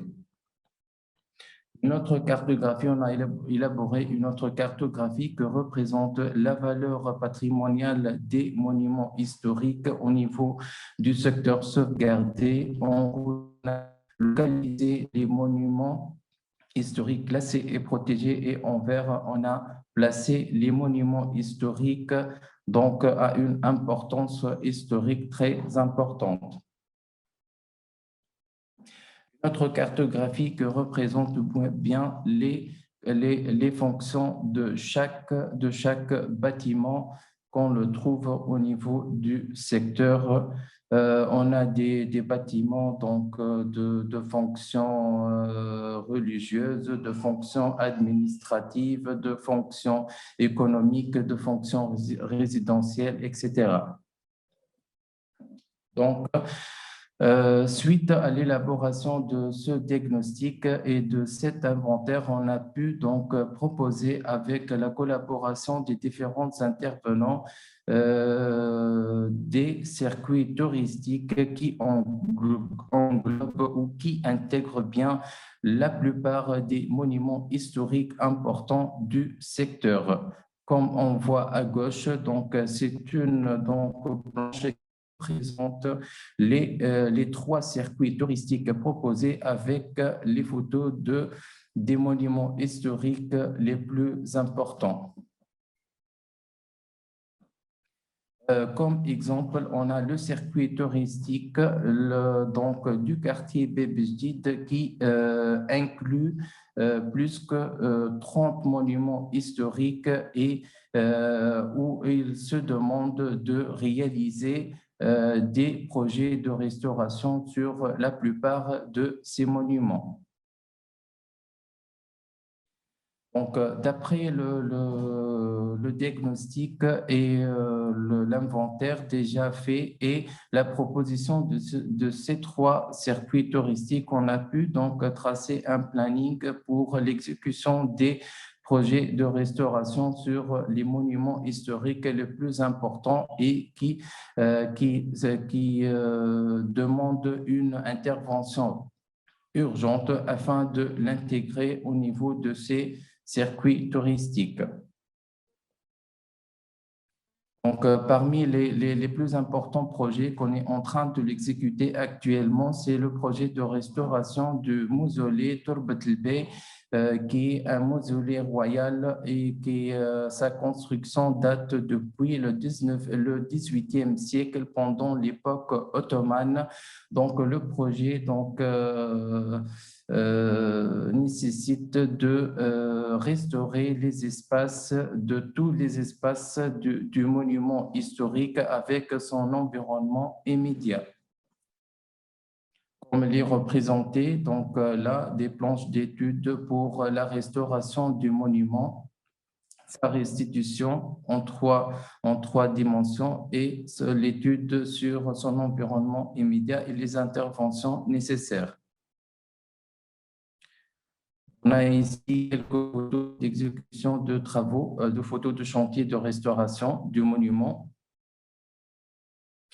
On va citer juste un deuxième exemple de projet, c'est le projet de restauration du porte archéologique Bebesjid qui s'intègre, qui est donc un monument historique à une importance, une grande importance historique, et le projet nécessite à restaurer les façades extérieures de cette porte avec l'aménagement d'une placette qui se trouve à côté du monument. Donc, ce sont ici, on a quelques photos du chantier de restauration de la porte archéologique. Donc, on passe à la troisième action, c'est le projet de l'élaboration d'un plan de sauvegarde et de mise en valeur, le PSMV. Le plan de sauvegarde et de mise en valeur, le PSMV, donne à la Medina les outils pour protéger et valoriser son patrimoine urbain. Il dicte les règles d'urbanisme respectées et assure la cohérence globale des interventions d'urbanisme. Donc, on est actuellement en train de préparer les termes de référence et les cahiers de charges pour désigner un bureau d'études spécialisé dans l'élaboration de PSMV afin de mettre donc, la réglementation spécifique au secteur de la Médina. Donc, donc on passe à la quatrième action, c'est de favoriser, c'est de favoriser l'usage des nouvelles technologies au niveau des médinas qui sont classés comme site patrimoine mondial, et cela suite à la crise de la pandémie, donc Covid-19. Pour au moins, c'est donc l'un des exemples des sites déjà créés, c'est le site culturedigitale.co est né de l'envie de rapprocher les populations de leur patrimoine et de faire venir la culture à domicile. Donc, c'est un projet en partenariat avec Museolab et Digital Cultural Experience. Donc, pour finir et pour ouvrir le débat par des questions de perspective, donc, premièrement, quel rôle tient les quartiers anciens et son patrimoine bâti dans le développement urbain des villes à travers le monde général et des villes tunisiennes en particulier? Comment favoriser l'action protectrice du quartier ancien en assurant la bonne conduite des projets urbains, et quels sont les acteurs qu'il faudrait mobiliser? Quelles sont les difficultés à rencontrer dans la mise en œuvre d'une politique de gestion d'un site patrimonial? Comment convaincre les acteurs cibles de la nécessité des actions prévues et considérer la ressource patrimoniale comme vecteur de développement? Et enfin, quels sont les moyens et les démarches qu'il faudrait mettre en œuvre afin d'assurer le succès du projet? Donc, merci pour, c'est tout. Donc, merci pour votre attention. Thank you, Montassar. I think that we will be coming back to Tunisia in our next presentation, which will be in fact the last presentation, because the intervention from the representative of the Islamic Development Bank has been moved to tomorrow. So we will be finalizing today with the presentation of the representative of the European Investment Bank. And then, well, we will try to have some minutes for discussion at least. So, because we are already late, let's move forward. And I give the floor now to Jerry Muscat. Jerry is the head of division of Urban and Territorial Development Department at the European Investment Bank. So, Jerry, if you are here, the floor is yours. Yeah. We see you. Thank you, Victoria. That's thank you very much. I will just try to share my screen and start my presentation, and I will try to keep it as short as I can to save a little bit the time. Can you see the presentation? Yes, okay? Perfect. Very good. Okay, so I would like to talk a bit about the financing dimension of cultural heritage investments, and also look a little bit at the EIB approach. So I'll talk a little bit about some project examples as well. First of all, the EIB, for those of you who don't know us, we are the Bank of the European Union. We're the largest multilateral lender and a leading provider of climate finance, and we are owned by the EU member states. And our financing for cultural heritage is very much rooted in our urban lending. And in fact, if you look at what EIB is doing, obviously the largest share of our lending is inside the EU, but last year we lent over 10 billion euro outside the EU, the largest share of which went to the southern neighborhood, which is including the Mediterranean region. And in fact, something like 35% of our urban lending in the last 5 years went to the Mediterranean region. So it's an important region for us. Now, in terms of cultural heritage, of course, I very much welcomed the presentations earlier about the integrated approach for urban regeneration and the inclusion of cultural heritage in this integrated approach.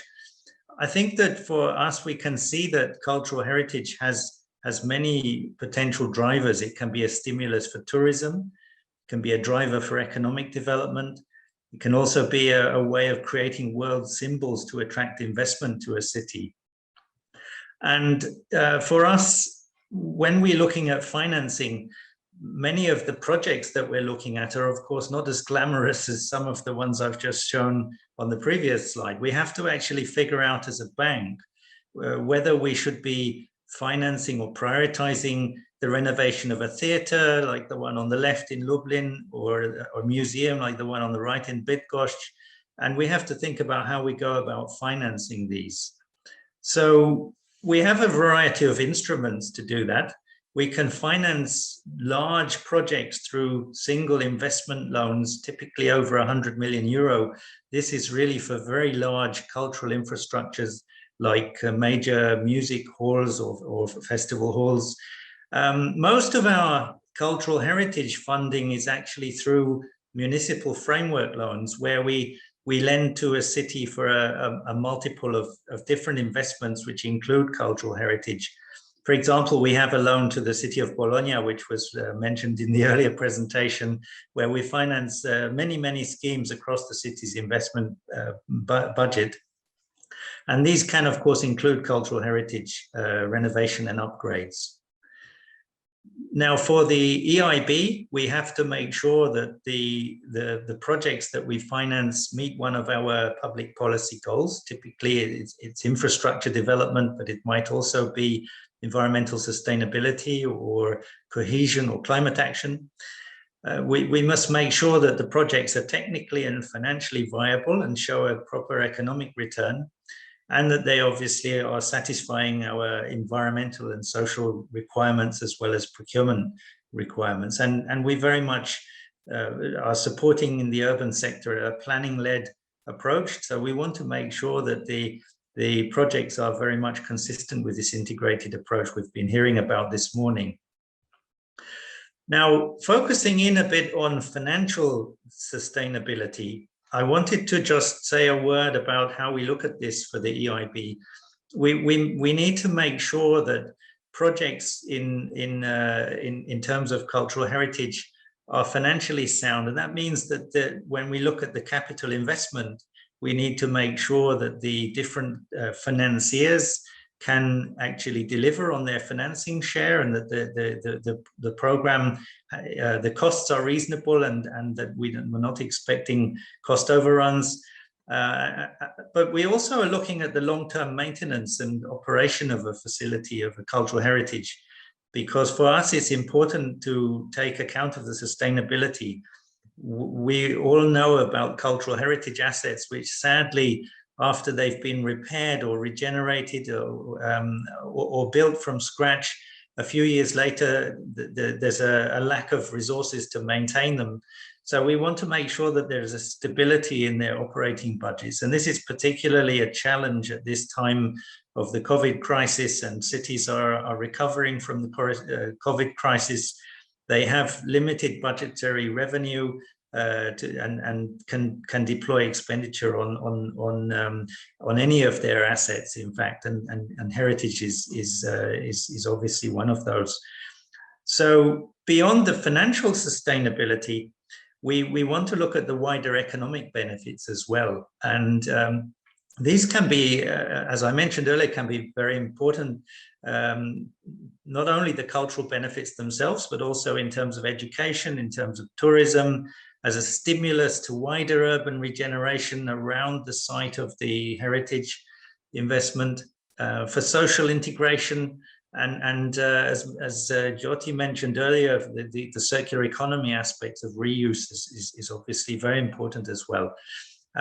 So these are important aspects, and I don't have time to explain about the approaches we take, but we have to try to estimate the economic benefits of the projects we finance and make sure that they really are viable. Now, just to give a few examples, the first one is of a major cultural heritage infrastructure in the city of Wrocław in Poland. This was a project above 100 million euro, where 75% of the funding came from an EU grant and the IB loan co-financed it. It's a major new music facility. And this project, although it's a single large cultural heritage building, it actually was really an agent for change in a part of the city and has stimulated the rejuvenation of this part of the city of Wrocław. And it was also built with a high energy efficiency design and incorporated a number of innovations in the way that the facility is operated, and also on the cultural side.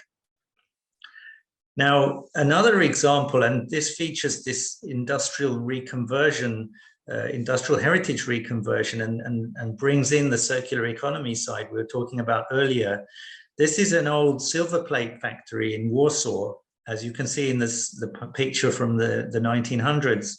And it's been a brownfield site for about 30, 40 years since the factory was closed.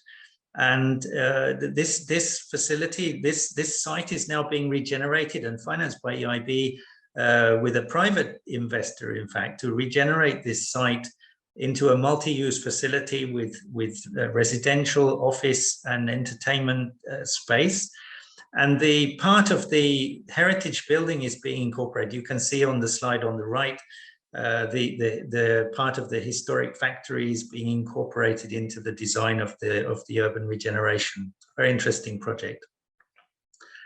Now, we also are financing the rehabilitation and reconstruction of heritage investments or heritage buildings which have been damaged by natural disasters. Here you see in Lorca in Spain an example after the earthquake of 2011, and another example where we see a strong education side. This is an example where we provided advisory support through our JASPERS instrument to the development of a science museum in the city of Warsaw, and we have also financed separately an urban regeneration investment to rehabilitate the public space that links this museum to the city center. And that's become quite an important and very, very popular, as you can see from the queues, a very popular site in the city. But it's not only about the heritage itself, it's also about infrastructure. And of course, we're financing infrastructure which links to heritage sites. And in particular example in Croatia, which obviously benefits enormously from its heritage and the associated tourism linkages. So we are financing in many cases the upgrading of basic infrastructures which support these sites. Now, I wanted to mention as well our work in the Mediterranean on culture. We don't have many examples, but we have been supporting a program called the Medina's 2030 initiative, which is an initiative to focus in on the cultural, social, economic value of the historic centers of cities across the Mediterranean. And we heard just now from the excellent presentation on the Medina of Tunis. We're in fact working with the Tunisian government to support a program which we've developed together with the Agence Française de Développement for the rehabilitation of Medinas in Tunisia. And I think that besides the Medina of Tunis, Tunisia has, I think, over 30 medinas which are of important heritage value, and we are working together with the ARU Agency for Urban Rehabilitation that was mentioned in the last presentation on the rehabilitation of these sites. And just to this is called the Prca program, and you can see the website there for this program. It's really an integrated approach with looking at spatial integration, economic integration, social integration, and environmental integration. And we're looking at not only the regeneration of the cultural assets themselves, but also looking at the housing. Many people are living in the Medinas. We're looking at sewage and drinking water and other utility services, strengthening the climate adaptation of the Medinas, and looking at their accessibility in a sustainable manner as well. So this is a very important program for us, and we're very pleased to be able to support that. Now, finally, I would just wanted to mention the work of the EIB Institute, which is the philanthropic arm of the EIB. This is the organization which supports since 2013 the Europa Nostra NGO, which is a leading NGO on cultural heritage. And together with the Europa Nostra, we're supporting the 7 Most Endangered program. And in this program, the work of the EIB in support of Europa Nostra is to carry out some of the site missions and produce technical and financial reports looking at the funding options for some of these endangered sites, which are really at risk of crumbling away if they are not supported and rehabilitated. And each year, this program draws attention to the importance of these sites and tries to act as a stimulus for enabling funding. So thank you very much. I will stop there, and thank you very much for inviting me. Thank you, Jared. It has been a very nice presentation. I think I will give directly the floor to Rohit Jigiasu from ICROM. The idea was to have half an hour of discussion to digest somehow all the presentations, but well, I guess that it will be less than half an hour, but it will be good if we still can have some kind of discussion on what we've heard. So Rohit, if you are here. Yeah, thank you very much, Victoria. I hope you can all hear me well. So I really enjoyed in fact, we gave us so many new perspectives seminar, which is really about yes. Hello. Yeah, we cannot hear you that well.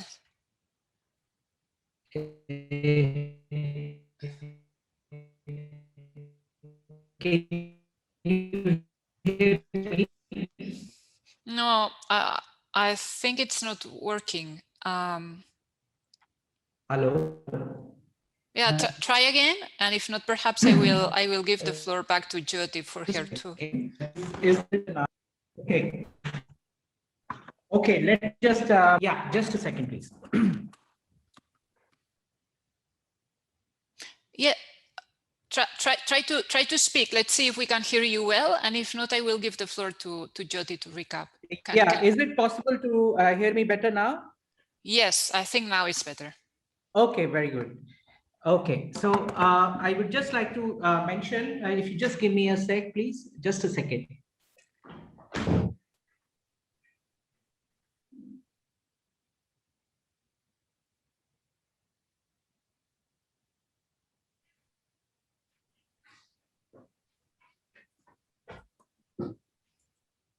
Okay, so I hope the sound is now pretty clear. So I would like to quickly summarize key points that were shared during this very interesting session. Definitely, there were so many good examples that brought out how we can have an integrated approach which just not looks at physical protection of heritage, but integrates it with the overall urban development process. And the initial presentation, first the keynote by Dr. Jyoti, also highlighted some of the key elements of sustainability, aesthetics, inclusion, which are the very important elements that have to be taken into consideration for integrated approach to protecting urban heritage. Now, there were several good examples that were presented during the session, and I would like to just quickly summarize some of those key things that at least I took home from these presentations. One thing that came out very strongly, and I would like to really highlight that, is that the as it was brought out in the Baukultur project, there is not just beauty or aesthetics that is important, but the importance of really taking into account the context, the environment, economy, functionality, and governance are really key aspects that have to be taken into account, rather than only focusing on beauty and the aesthetics. So that is definitely an important element to always keep in mind. The other important thing that I found is in the ROC project was about heritage-led innovation, because we always tend to look at heritage conservation as something only meant to preserve the preserve heritage or preserve the fabric. But the inclusion of innovation as an important aspect in urban development is something, in urban heritage is something which is very important. And the three aspects of circular, considering the circularity, the importance of integration, and the holistic aspects were really well kind of articulated.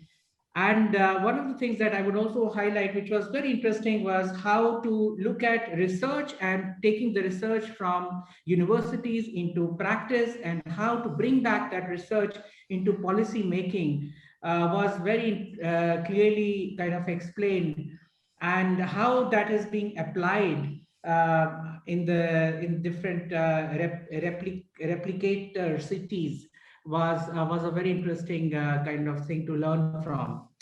It was also very interesting to see how different stakeholders have been involved, and they become important agents of change. So it's not just that it's an expert-led activity, it is something which really, really involves multiple stakeholders, and of course, communities are definitely the key stakeholders in this process. It was also like the three examples that were shown from about preserving memories, making memory of a contemporary city, of the project to address the social conflict in the university area in Bologna, and the Jewish ghetto in Skopje were very innovative and inspiring examples that we can definitely learn from. And it was quite interesting to kind of see that there has to be, and this is something very important, when we talk about integration, we have to move beyond silos thinking.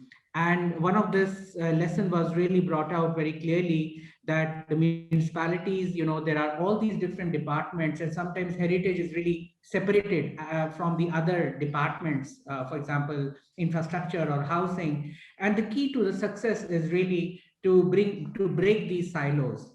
And this was also very much brought out.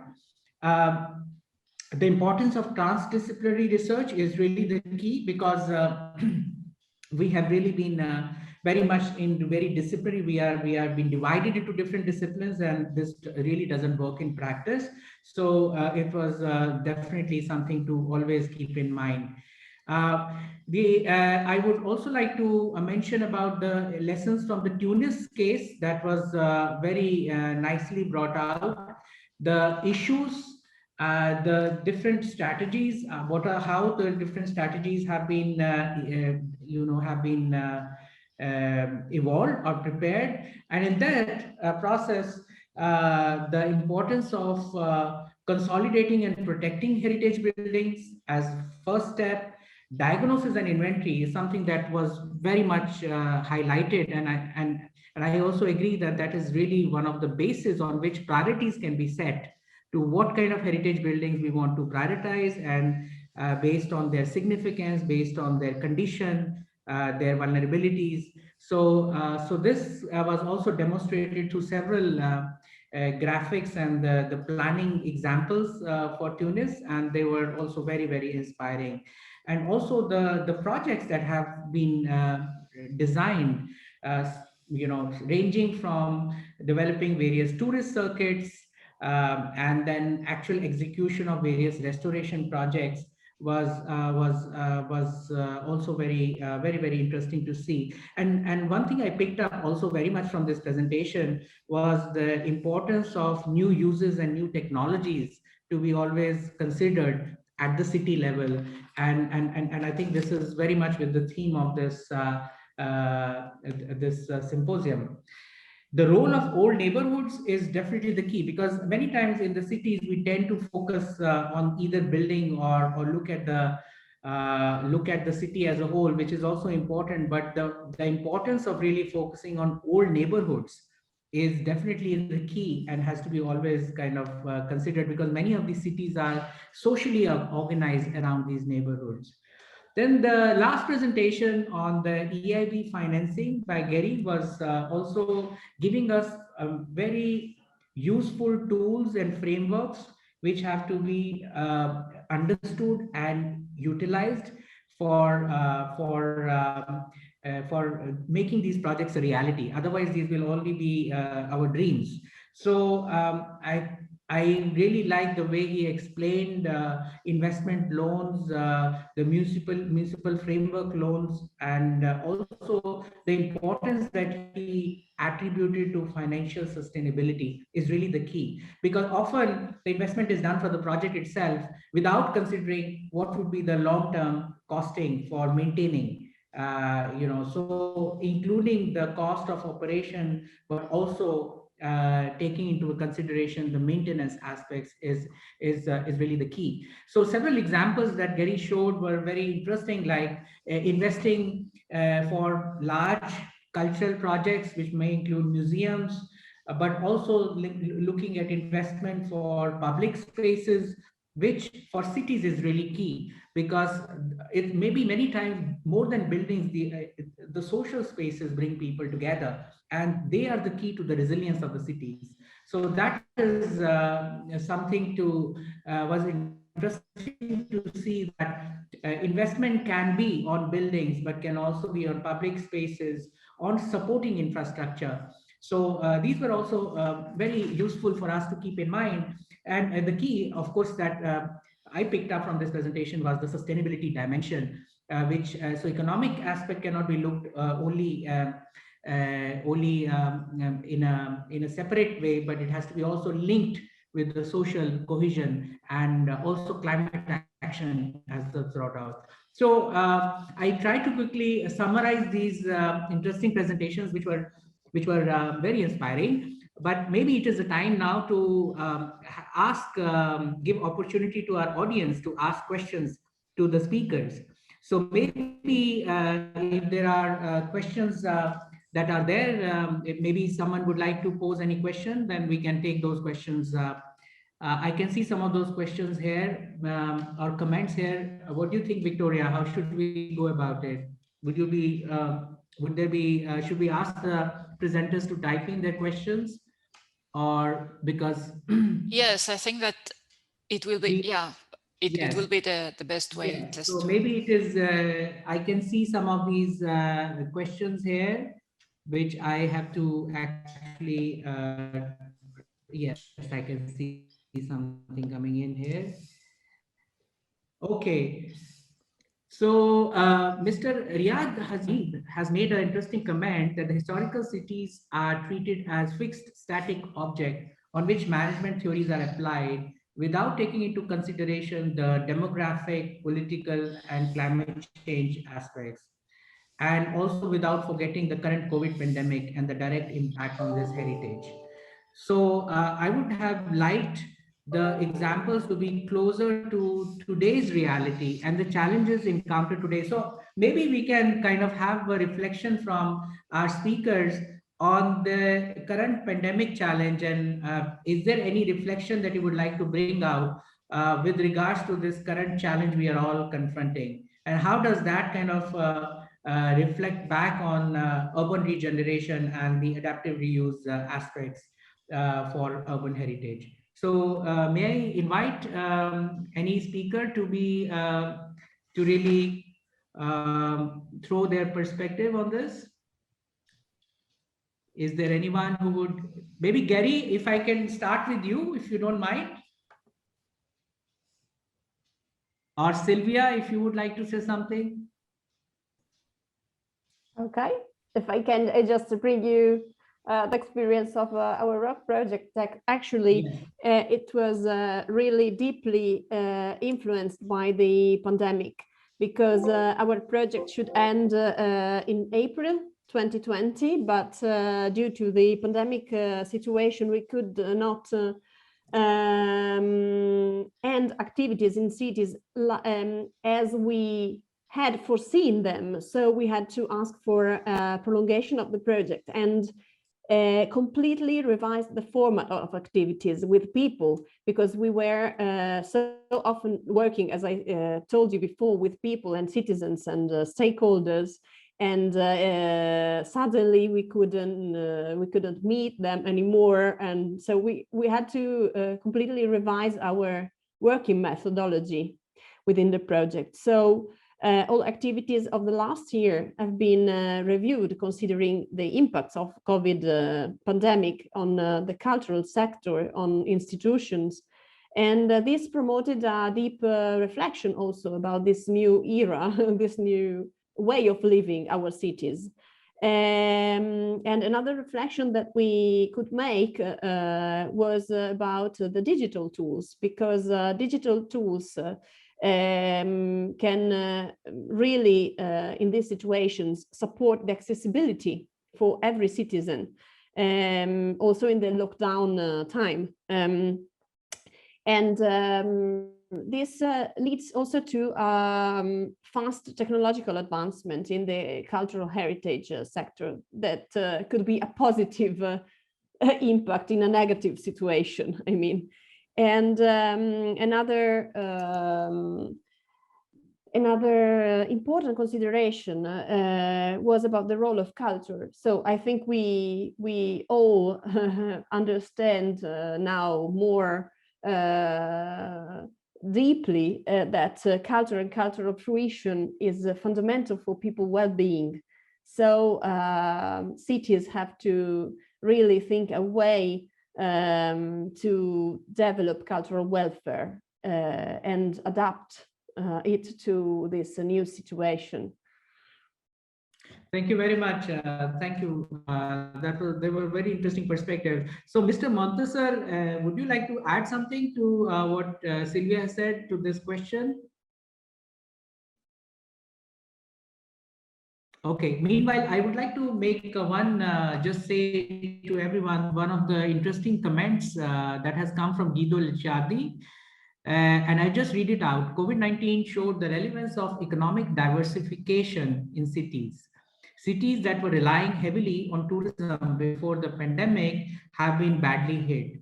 This is because tourism requires customers to travel in order to spend, and with COVID-19, we cannot travel as we did before. How do we balance the economic relevance of tourism with perhaps more resilient economic sectors like creativity that may include arts, handicrafts, media, etc., which allows customers to spend without traveling? So this is an interesting comment from Guido Licciardi from World Bank. There is another comment that I would just read out. In our region, this is from Susan Sartip. In our region, heritage areas are not treated as a priority or even taken into consideration. So it's been observed that it is kind of disappearing in the modern urban context. So there's Mr. Kwesi has raised a point. The last presentation referred to loans. This is for Gary. The last presentation referred to loans for heritage work. Are these loans given to heritage institutions or to government? Many heritage sites struggle with gatekeeping and gate. So this is the question for Gary. Would you like to respond to this?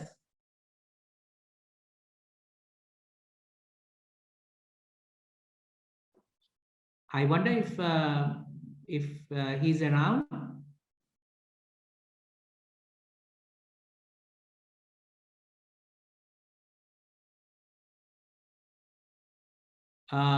Is Mr. Gary around?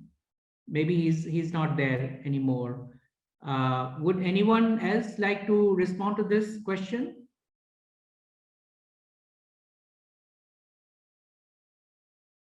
Yes, I can see there is a hand from Montasar. Montasar, maybe you would like to say something, please. Oui, est-ce que vous m'entendez? Allô? Yes, Oui, oui. Yes, please. Oui, je vais donc juste répondre à la question par rapport à l'influence de la pandémie, donc Covid-19 par rapport au site du patrimoine mondial. Donc, vraiment, il y a des secteurs qui ont eu des crises à l'échelle économique et cela donc cause de ne pas avoir des touristes, des visiteurs donc au niveau des tissus des Medina.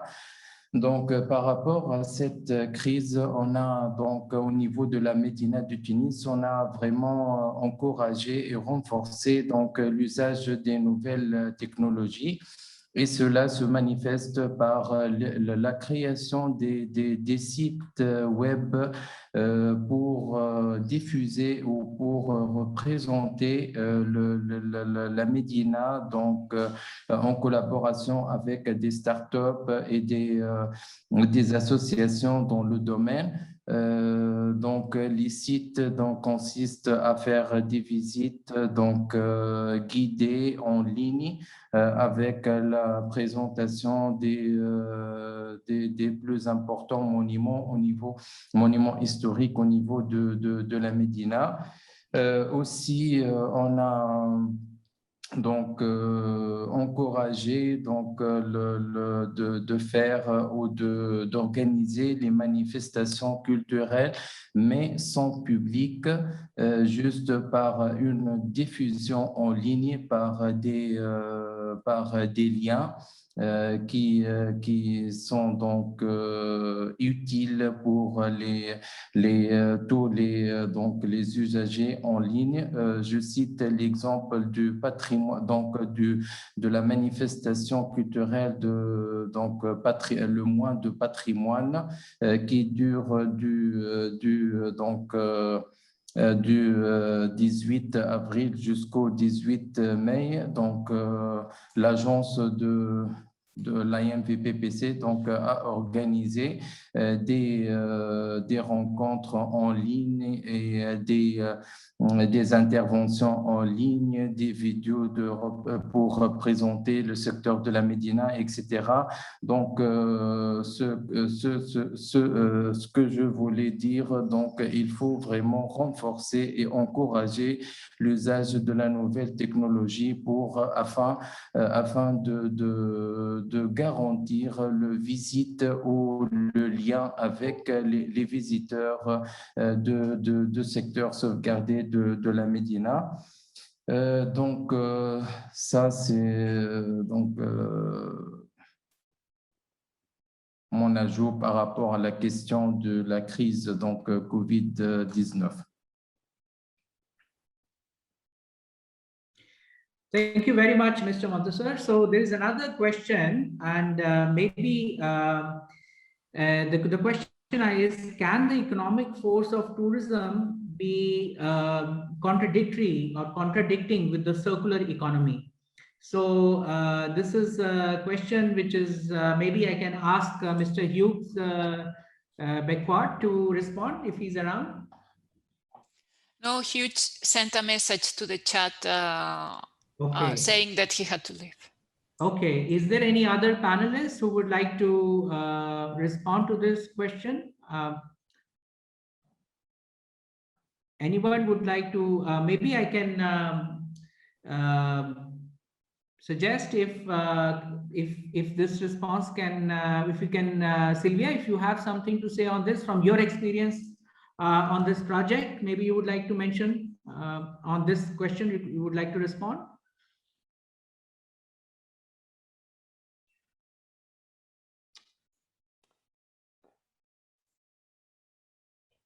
So I'm just thinking because the question is very interesting actually.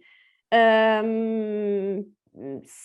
I think so in this in this time that tourism has decreased. I mean, international tourism has decreased due to the COVID situation. We can see an increase of tourism of proximity. We call it in Italy. I don't know if it's the right expression. Maybe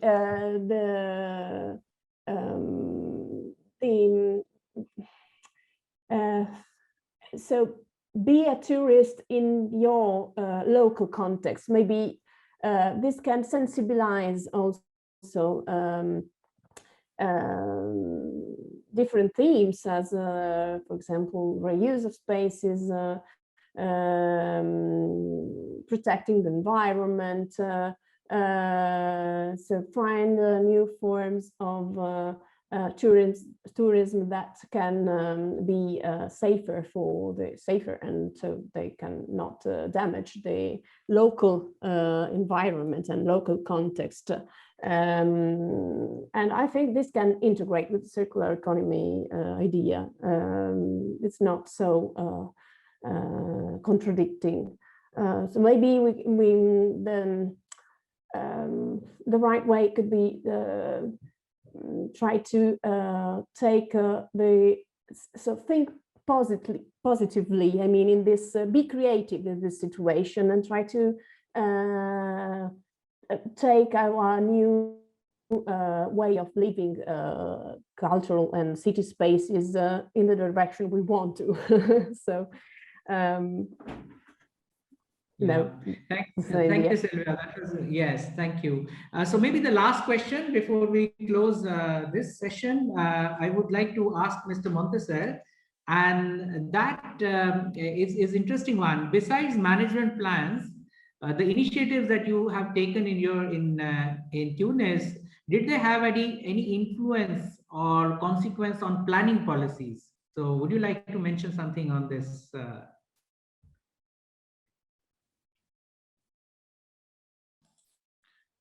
Oui, je vous entends. Pardon, est-ce que vous pouvez me répéter la question? Sure.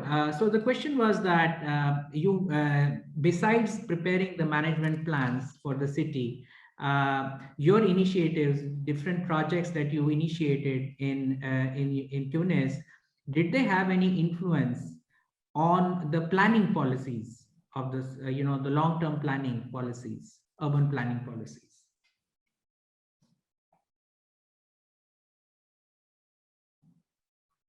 Oui.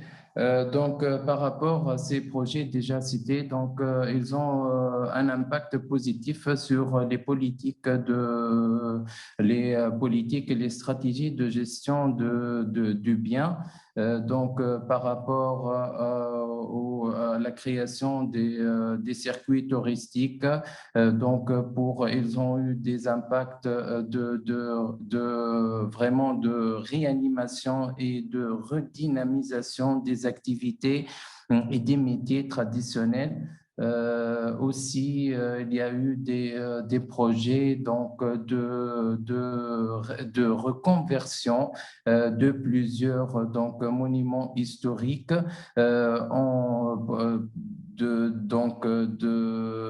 pour pour le reconvertir en hôtel de charme ou des centres culturels et qui sont bien intégrés et installés au niveau de ces circuits touristiques qui sont déjà donc rétablis ou établis des différents intervenants ou des différentes autorités responsables de la sauvegarde et de la mise en valeur du patrimoine.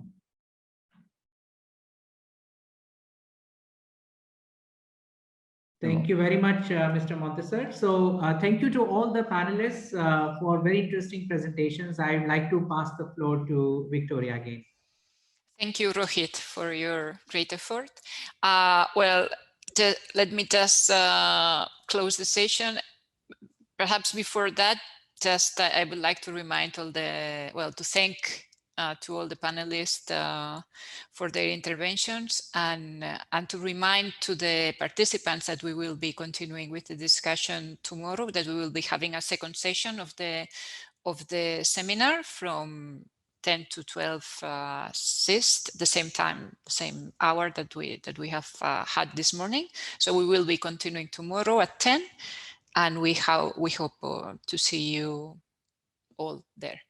So have a nice afternoon and see you tomorrow. Bye bye. Thank you very much. Bye bye. Au revoir, merci beaucoup.